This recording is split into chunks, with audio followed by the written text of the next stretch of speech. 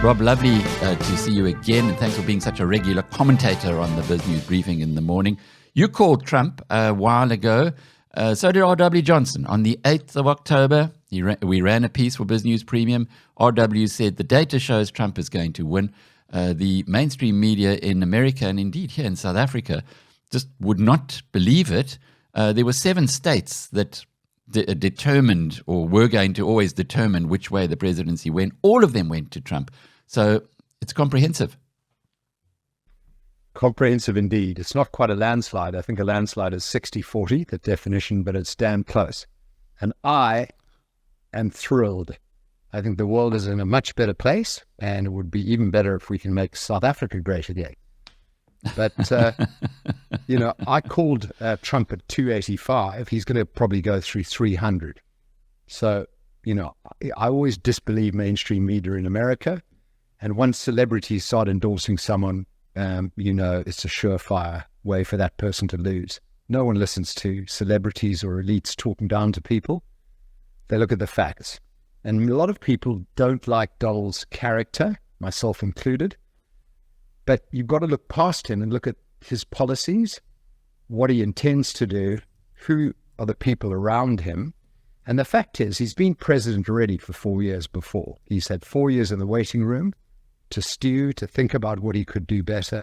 And he's going to hit the ground running. He's actually going to hit the ground very quickly. He knows exactly the people he wants to put in place and exactly the policies he wants to implement.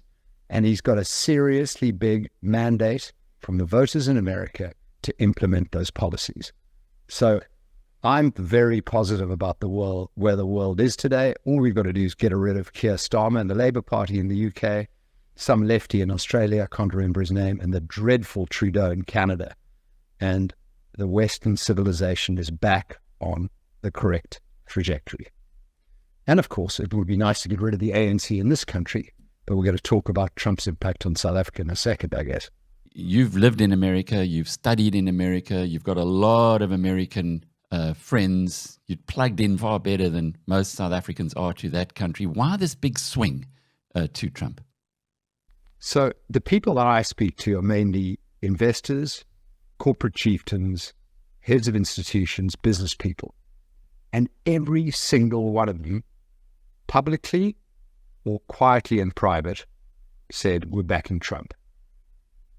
Anyone who's from a communist or socialist country that lives in America now says, we just cannot, we've seen socialism and communism, they don't work, they're destructive, they're evil, they kill people. And Kamala is closer to that socialist world than Trump. Trump is a business person. We need more business people in politics. I agree with that. We're voting for Trump. A lot of people, actually, like Bill Ackman, who was a lifelong Democrat, went public and said, I'm now backing Trump, I'm a Republican. But also very impressive, successful people like Elon Musk, Peter Thiel, and others, came and said, on record, we're with Trump. And I follow those people. I think they're the smartest people of all, those business successes. And all of them back Trump. So it was the business, I'm not going to say elites, because I'll leave elites for the Democrats, but it was the business success stories, the workers, males, huge swing in blacks and Latinos to Trump, big swing in under 30s to Trump.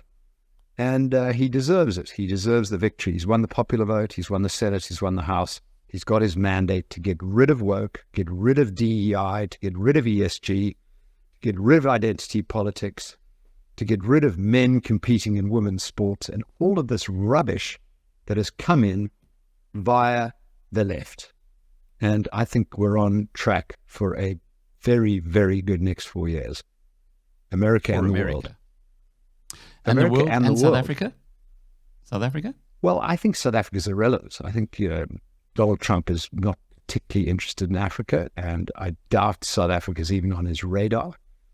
But the fact is that our moronic ANC, because they're being bribed by the Iranians through MTN structures, trust me, I think our moronic ANC, supporting the rogue states of Russia, China, and Iran, are going to get some tough medicine at some point from Trump, and deservedly so. When you come back to South Africa, we were a non-aligned country, or certainly that's how we try to position ourselves. Can you see that positioning will now get accelerated in future? Cyril is spineless, but he's isolated. And, I think he is trying to do the right thing with the GNU.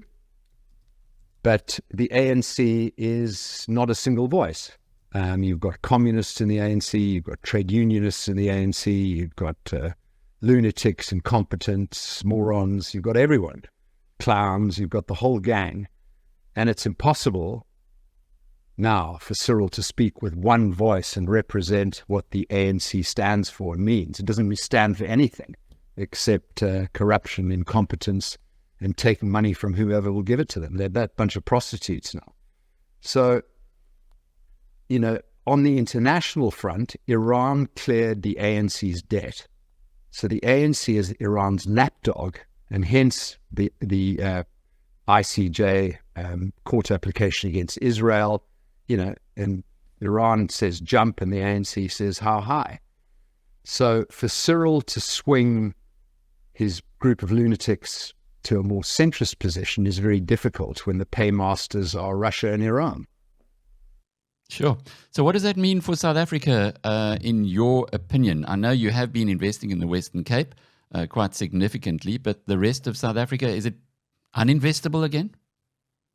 Well, it's not really investable. From an outside FDI perspective, I wouldn't bother looking at South Africa. The Western Cape, as a South African, is very investable. If the GNU survives, the Western Cape will continue to boom. If the GNU collapses, semigration will go through the roof and the Western Cape will continue to boom. And it's being run well by the DA. So the sooner Gauteng voters wake up and realize that they've got, the lunatics at the helm, the ANC, and get rid of them, the Gauteng is never going to get fixed. The DA needs a clear majority. There needs to be over 50% to fix Gauteng. Otherwise, they're not going to bother even taking on a coalition to run Gauteng, and I think they're right. So, is South Africa investable for FDI? Still not, no. We've only got 2 more years of the GNU, so... There was an interesting gathering at the Voortrekker Monument recently where Gayton McKenzie, who you've been a big supporter of, had quite a big impact. This is all against the Bella Bill. Why would Gayton position himself against the Bella Bill so publicly at an event where there were many people, thousands of people?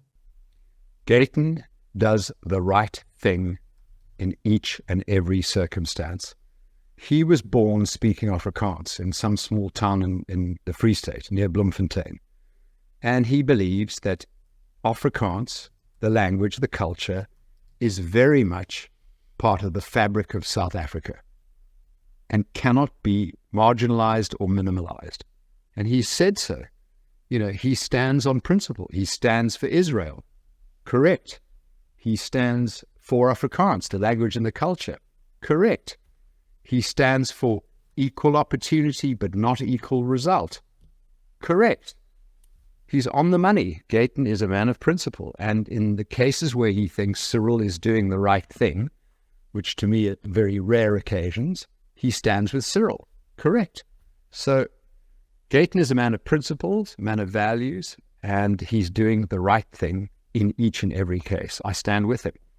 And he went there to show that he believed the Bella Bill is a bad bill and is trying to, in a cruel and unfair way, marginalize the Afrikaans language and Afrikaans culture.